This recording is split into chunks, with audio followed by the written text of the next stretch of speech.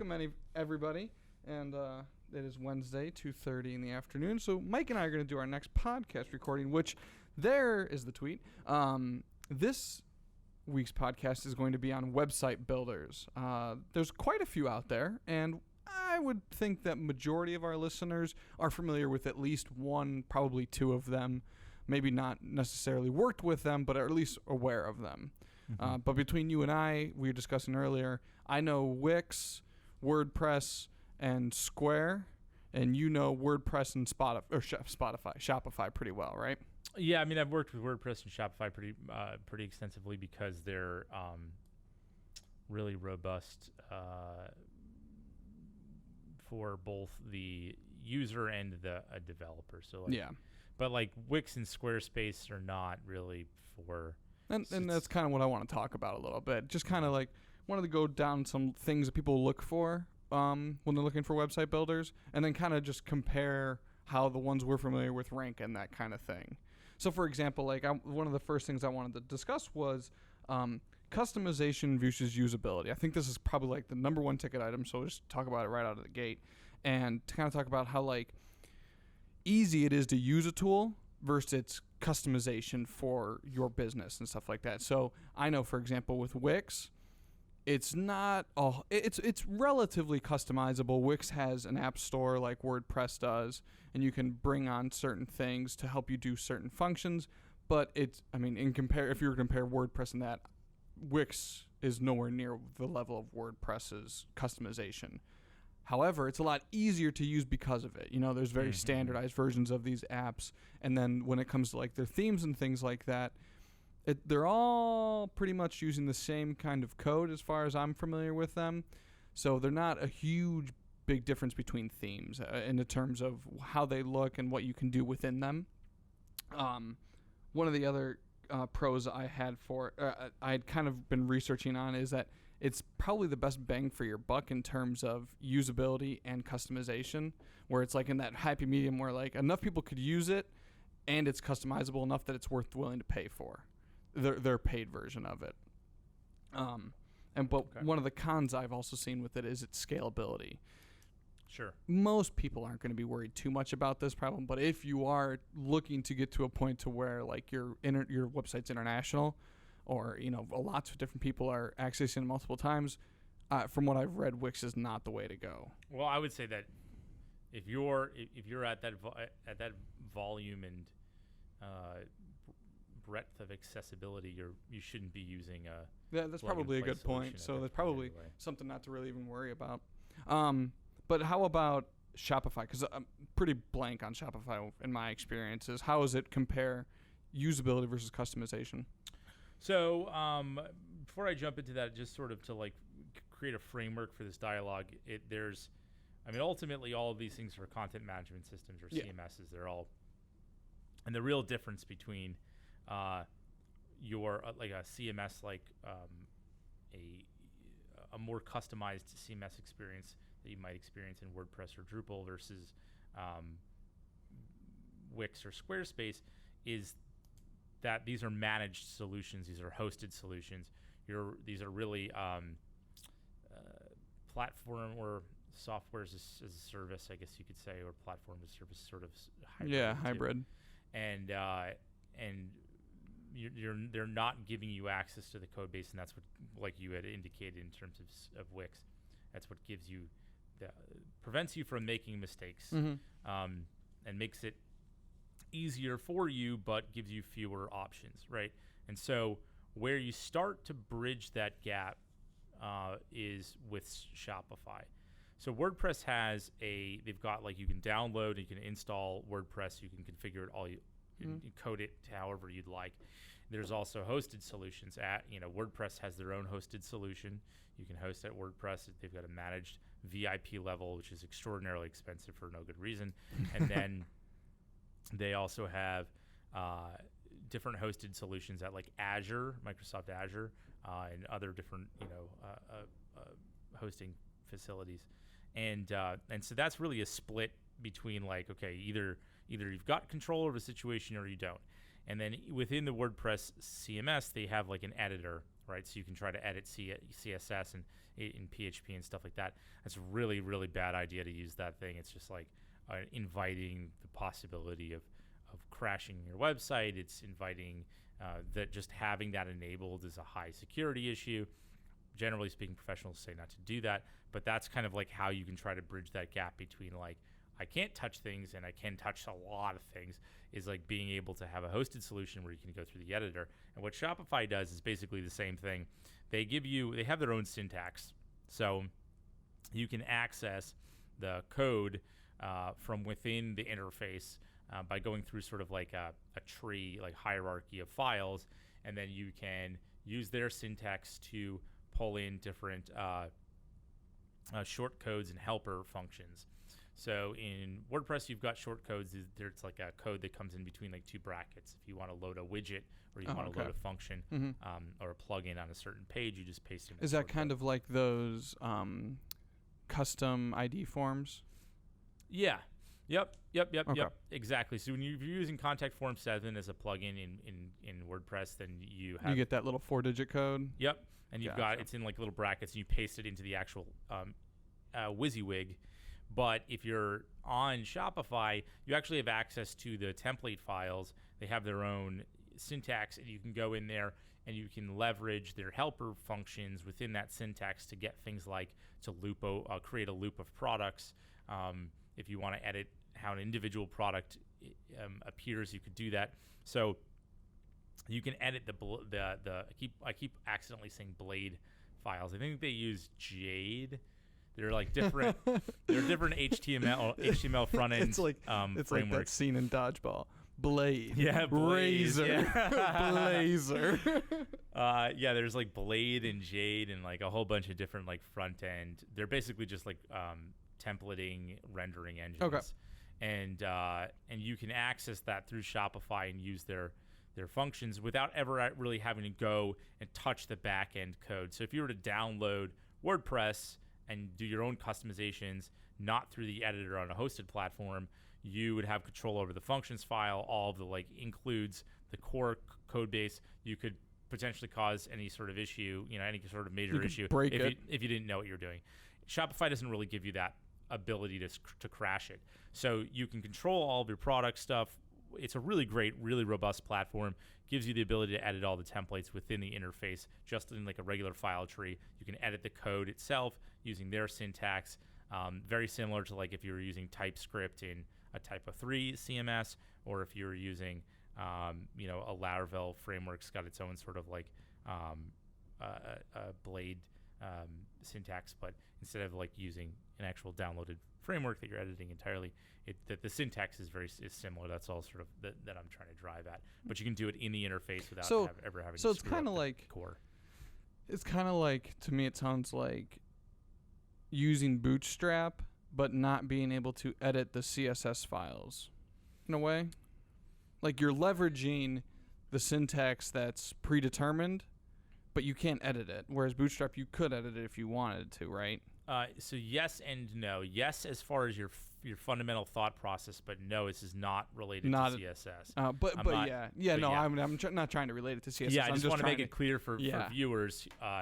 Yes, it's a bootstrapped backend templating system essentially. Gotcha. You have access to the template files. You can change those by using their built-in functions, and that built-in is functions. It's a framework. A bootstrapped framework, so to speak, for the things that you can do in Shopify, which is fairly robust. And you can extend those and create different look and feel of your own, but you're never really going to get into the situation where you're changing the core logic to a point where you could potentially break it.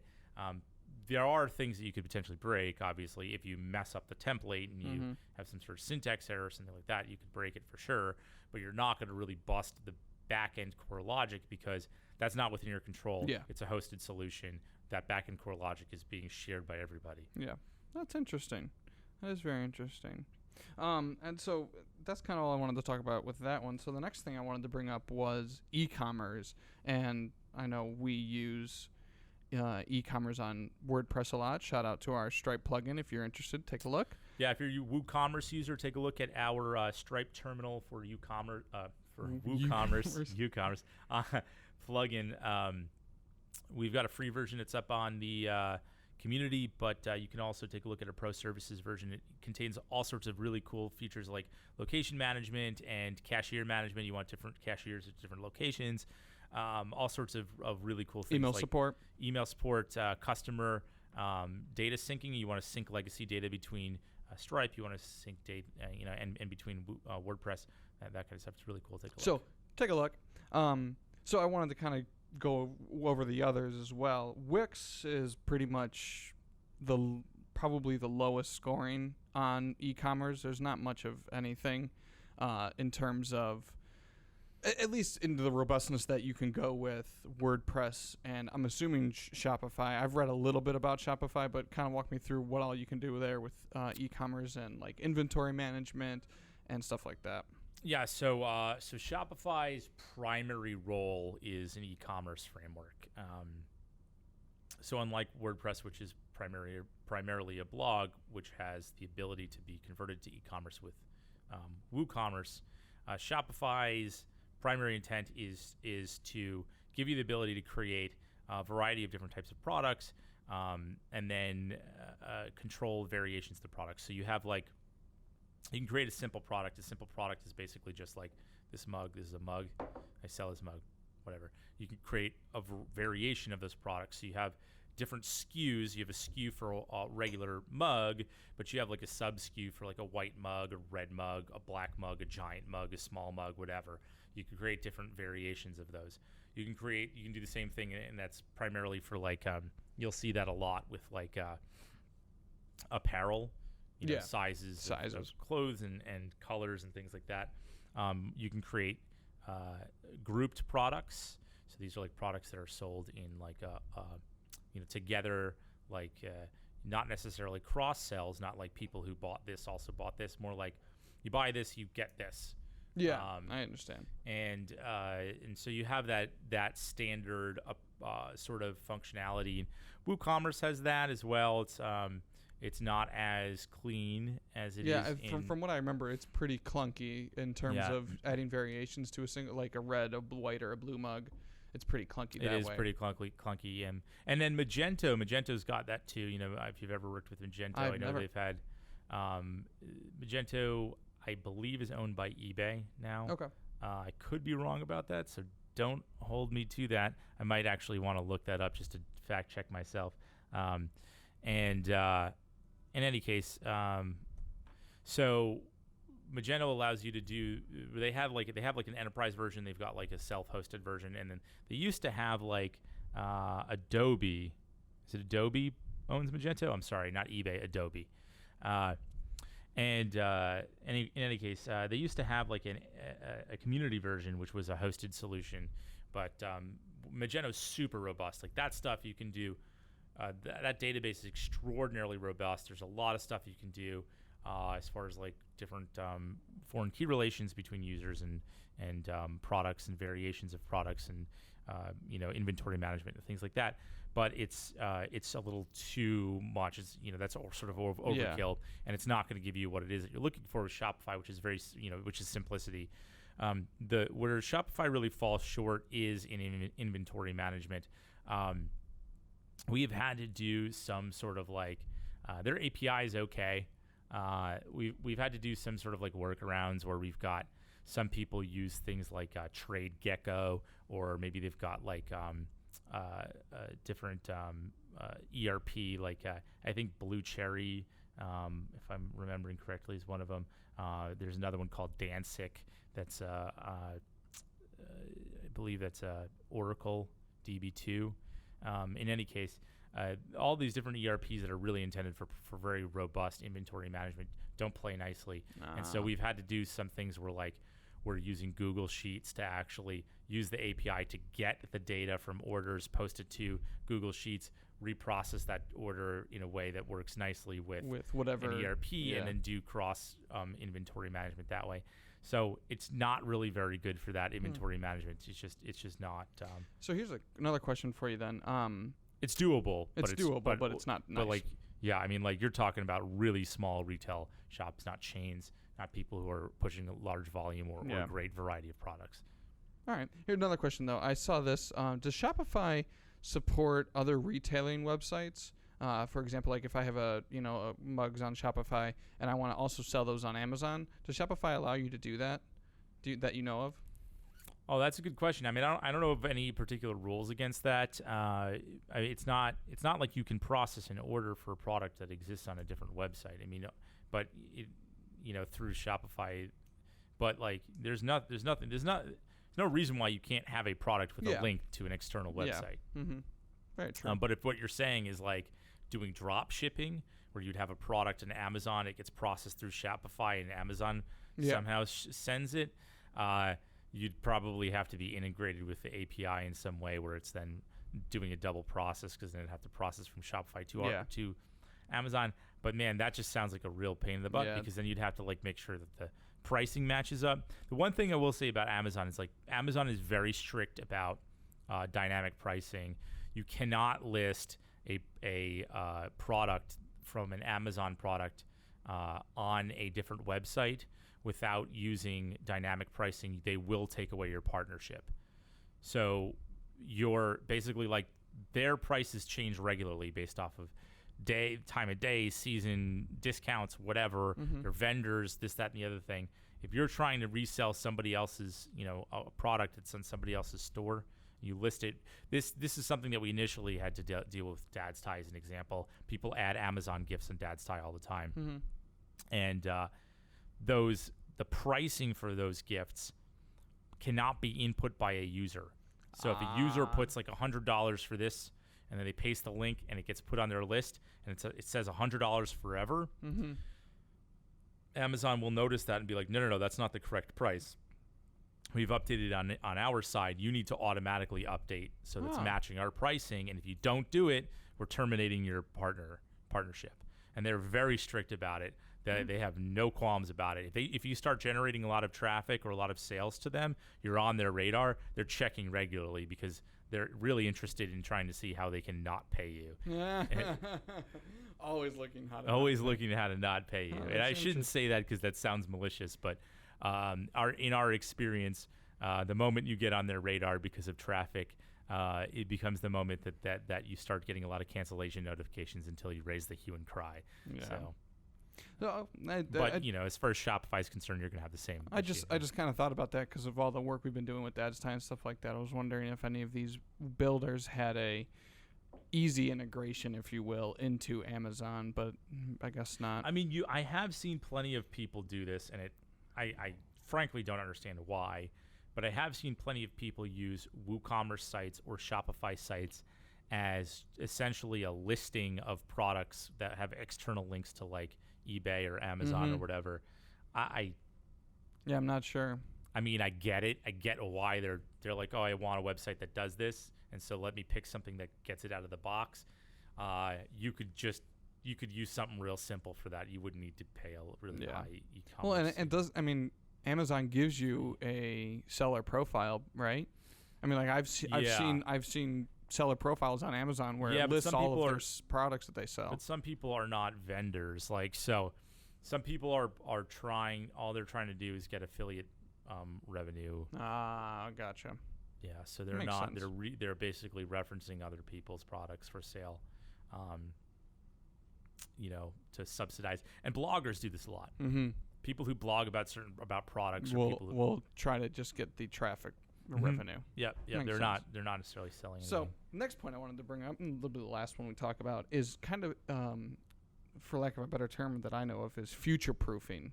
I know a lot of people are that are looking at doing small business websites and stuff like that, are kind of looking for the best solution into, I want to set this up and I want it to not have to be touched for a long time in terms of website functionality, not necessarily inventory and stuff like that. That's like always got to be touched and made sure up to date. But I know with Wix, it's pretty damn good at being future proofing. Apart from if you're bringing on a bunch of tools, you really won't have to touch it all that much. I think the website that I've set up back in 2014.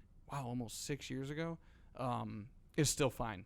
Like I haven't touched it. I did it for a nonprofit 6 years ago, and like I haven't had to touch it. She hasn't contacted me about anything. I check on it every once in a while just to make sure that it's still good to go, and it's all good.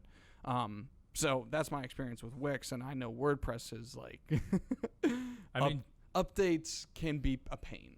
Yeah, so generally speaking, I mean, Wix, Squarespace, Shopify, all of those situations those are hosted platforms. You're not managing the core. Mm-hmm. You never have to worry about future proofing. That's not a. I shouldn't say they do a good job of future proofing, because the truth is, like, there is no future proofing. Like it's just not even a thing. Yeah. Because you're never touching the back end. There's no reason for that to be an issue. Mm-hmm. You're only focused on front end. So like really the only sort of and you're not even installing front end like frameworks like jQuery or like Angular or whatever. So you don't really have to worry about Bootstrap upgrades or jQuery upgrades or whatever. You're dealing with their code base. WordPress, if you're installing plugins, that's where it sort of becomes problematic, because now you're using somebody else's code that's been managed by somebody else. And if WordPress starts running upgrades and you've taken a free plugin from somebody who isn't maintaining it, then you are eventually going to run into a situation where that plugin isn't supported by the framework, because the framework's constantly getting core updates and the plugin's not. And then eventually that syntax is just not going to be supported on that plugin, and it'll become invalid, or you'll start seeing errors. But that's kind of like, I mean, that's the trade-off, right? If you want more functionality than is currently available within the supported managed service, you're running that additional risk. And if you want to do it for free, you're running it, you're accepting the fact that, like, this person can just choose not to work on it anymore, and like you don't really have a right to be upset about that. Yeah. So, for as far as like, it's just, that's the trade-off. Is like, Squarespace, Wix, Shopify, generally speaking, you should have a consistent experience over time, because you're not managing anything in the back end.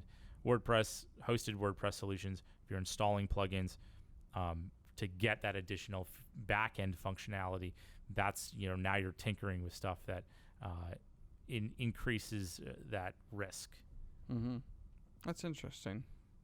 But so I guess it kind of depends on business to business in terms of how much customization you need for your website, versus kind of like the customization versus usability, customization versus hands-offishness, I guess you could say. Kind of not being able to set it up and not touch it, right?